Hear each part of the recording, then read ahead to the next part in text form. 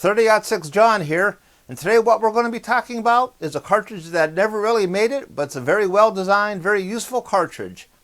The 375 Ruger. I have this rifle here, taking some animals with it. So let's talk about the 375 Ruger and why it didn't succeed.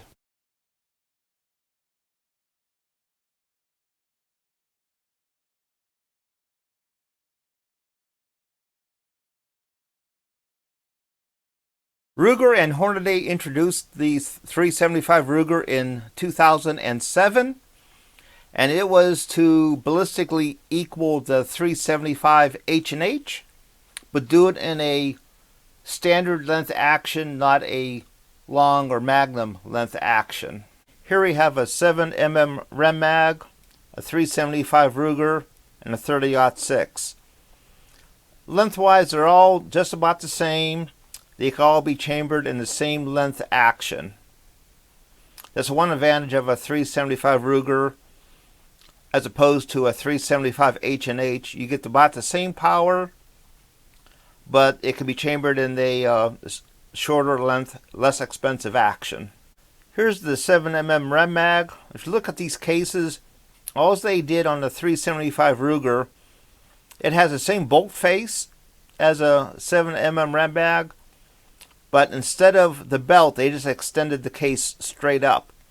Because it's so easy to chamber a rifle in 375 Ruger, when I first introduced, there was a few rifle manufacturers that chambered rifles in it. But right now, I think Ruger and Savage are the only two that are really making rifles for it. I've really only loaded 270 grain bullets. I've taken game with this 270 grain Barnes triple shock. Also, some of my friends use this in their 375 H&H's. Excellent bullet. I've seen that bullet drop a grizzly with one shot. This is my practice bullet. I have a bunch of these 235 grain Spear hot cores. One of these days I'll have to create a Plinken load, like a deer load, for with this bullet. For powder, I use Accurate 2700, but other loading manuals, they show Reloader 15 as being really good, and Winchester 760. The Lyman manual has load data for cast bullets also. Here's my Ruger Alaskan 375 Ruger. It has this Hogue stock on it. Some people don't like it. I like it a lot. It absorbs the recoil pretty good. Also, this finish right here is some type of black diamond hard coating finish. It's actually stainless steel, and it's been coated on top of it. This came from the factory this way. The first couple years they did that, then they just went with matte stainless steel. This finish is very, very tough. The scope I have on here is a Leopold Mark II. It has a target turret that you could cap on it. It's 3x9. It's worked fine for the recoil of this rifle. The barrel length is 20 inches. It also came with these Express style sights. I've never really used them, but it's nice to have them. It has a nice recoil pad on it. I actually don't mind shooting this rifle off the bench. A lot more comfortable than my 338s. I put this little cheek piece pouch on here to hold some extra ammo.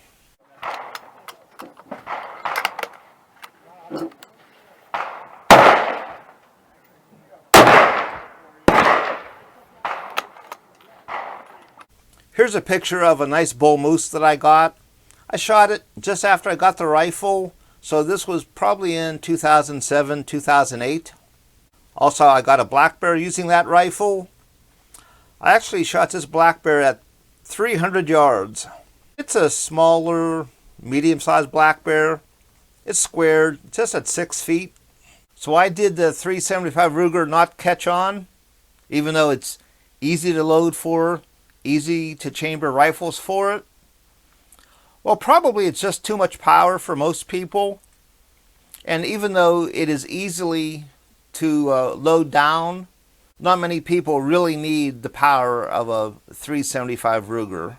For hunters going to Africa, the 375 H&H is a standard, while the 375 Ruger is just sort of a little bit of a niche cartridge. Also, The 6.5 Creedmoor was introduced in 2008. And after a few years, it started catching on, becoming real popular. And a lot of people now are focused on accuracy and long-range shooting, whereas before, a lot of people were focused on shooting big, powerful cartridges. That's all that I have today, everyone. Hey, thanks for watching. Everyone stay safe and have a nice day.